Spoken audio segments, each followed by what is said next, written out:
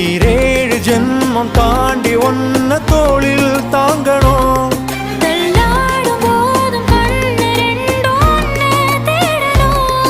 உயிர் விட்டு போகும் அந்த நொடியில் ஓ உருவம் முன்னால் வரணும்.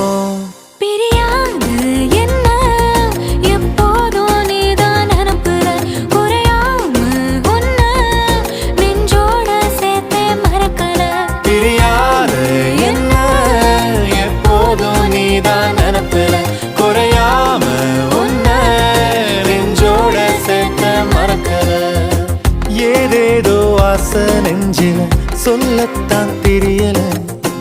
உன்னால கண்ணு தூங்கல, எதுக்குன்னு புரியல.